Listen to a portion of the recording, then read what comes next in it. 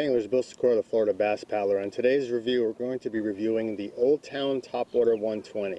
But first, we're going to do some fishing, so stay tuned, tight lines.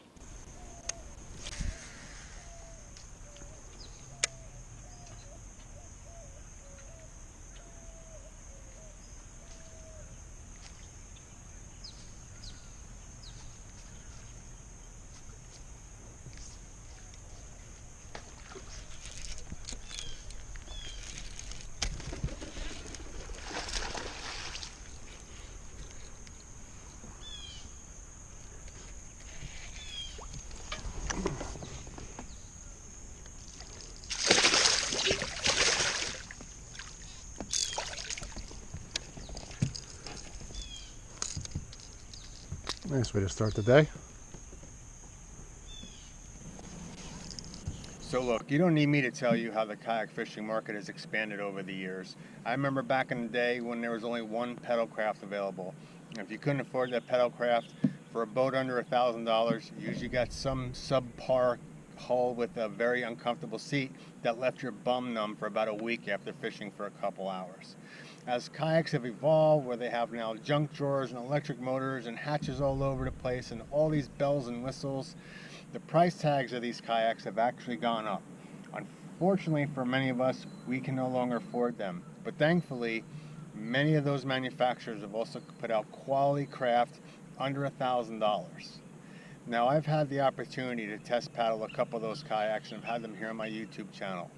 But none are as comfortable, in my opinion, as the Old Town Topwater 120. This kayak has become my favorite fishing kayak of any of the under $1,000 price point kayaks in the market. And what I like to do now is go over some of those options that come on this kayak that are standard when you pick it up right from your dealer. Now granted, this is my boat, so you're going to see some things that are rigged on here, so I'll point those things out as we go into the review. But trust me when I tell you, if you're looking for a great kayak under the $1,000 price point, I definitely advise you to check out the Topwater 120 or the 106. So let's take a look at this great kayak and some of the features it has. So first things first, let's go ahead and start the bow of the kayak. All Old Town Topwater series have a great hatch right here in the front. Now it has two bungee straps along the top of it to help keep it nice and secure, but when you take this off, you have to lift the lid up. It has plenty of room inside for waterproof bags. I've had my sea tug in here. There's plenty of room in there. Now what I like about this hatch in particular is, as you can see, the outer rim of the hatch is raised. The cover of the hatch seals below the ridge. This will help keep water out of the kayak. And like I said, the two bungees here on each side of it help keep the lid on there nice and secure. The Old Town Topwater has rigid carry handles, one on the bow, stern, and one on each side of the cockpit.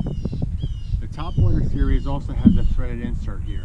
Now they come standard with the stand-up assist strap, but because I find it very easy to stand from the sitting position with the seat in the second high position, I've gone ahead and I've installed a Ram 1-inch screwball there.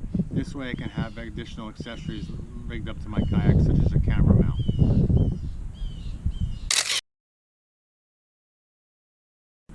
In addition to the great hatch, you have these nice flat surfaces here.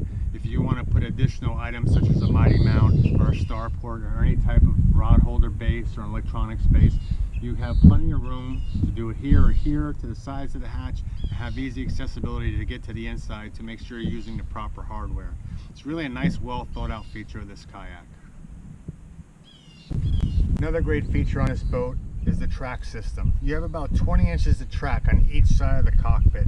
It's exceptionally sturdy, has 5 attachment points going into the hull, so it's not going to swivel on you or sway or turn or bend. And I really found it to be very useful in positioning items right where I want them. For example, I have my Kayak rotor grip paddle holders here. I'm able to adjust them right where I want them, and they're still not in the way of other items such as my Railblazer starport, which this camera base is hooked up to, as well as some tether points here. So another great feature by Old Town that won't cause you to have to do any unnecessary drilling in the cockpit of your kayak if you choose not to. Another great feature of this boat, and this is something I really like of any kayaks I've ever owned, is I've always had a preference for kayaks with an open cockpit floor. This cockpit is nice and open, but in addition to that, comes standard with 2 pieces of EVA foam here. These are no slip pads here. They're probably about 18-19 inches in length, and they're positioned perfectly in the cockpit floor to where you would actually stand in a kayak. In addition, the floor is indented, so these pads sit down into the cockpit floor. So you don't have to worry about kicking up a corner of it, having to peel up on you, or perhaps some fly line getting stuck in there. These are nice and well positioned, and they really make it nice and safe to stand in this kayak without feeling like you're going to slip.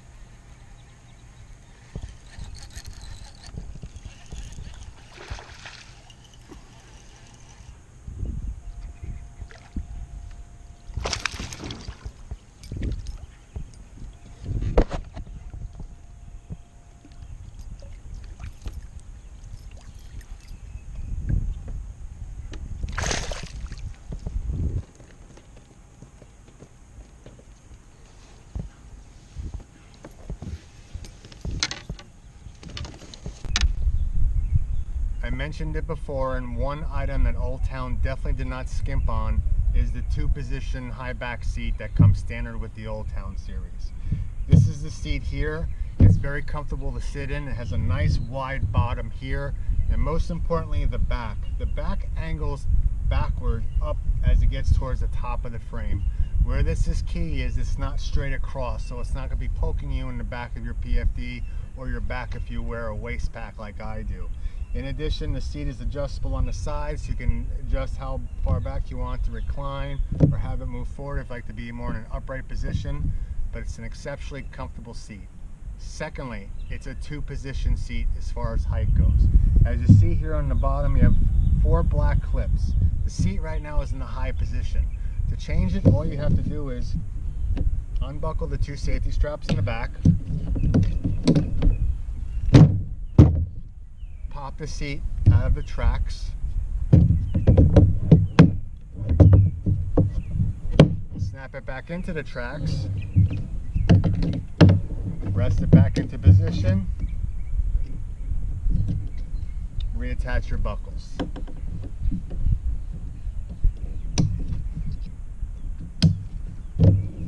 And now your seat's in a low position. Again, this may require you to use the use of a stand-up assist strap to stand up, but this will also alleviate some of the wind hitting against you if you're sitting up high on a windy day.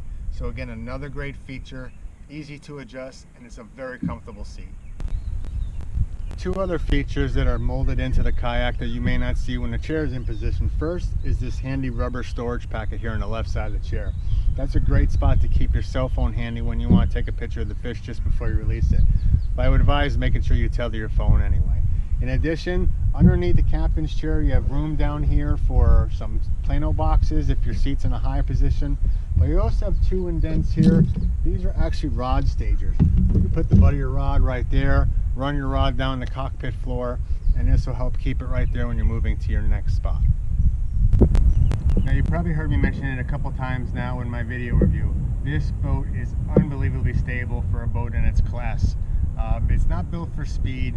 It's not built for really big bodies of water, but what it is built for is giving you a nice, comfortable ride, being super stable, and allowing you to stand and fish for your favorite species. So right now I have the seat in the 2nd position, which is high. I'm going to bring my feet up, and I'm going to stand. Without using my hands, without using a stand-up assist strap, the boat is just unbelievably steady. The boat really didn't rock that much when I stood up. And that's really important when you're fishing and you see a tailing redfish or you see a bass busting some bait on the surface. You want a boat that's going to rock on you and make a lot of ruckus in the water when you're getting up to stand. Just an unbelievably stable platform for a 12-foot boat. Cup holders and flush-mounted rod holders. Some people love them, some hate them. I don't care either way, but they're on this boat, and it's another added feature that's included in the price of the kayak. You have 2 nice and wide cup holders on each side of the captain's chair.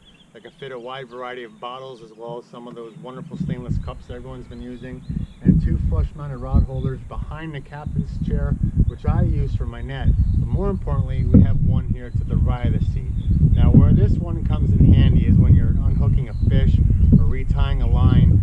You can put your rod in this holder right here and have it right where you need it as you're retying. It's actually very convenient.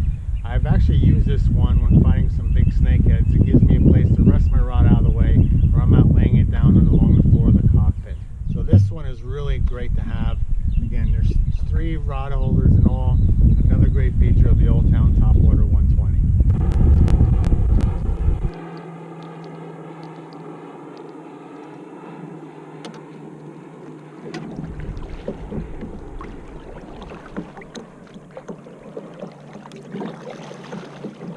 Overall, I'm really happy with this boat. Again, exceptionally stable. This boat is not designed for speed, so while I don't want to call it a con, it is slow, but that is how the boat is designed. It's designed for stability in smaller bodies of water. Now, fishing larger bodies of water like I am right now in intercoastal, I did take a little bit of water over the bow earlier when I was paddling against the current and in some winds. And it was a little slow.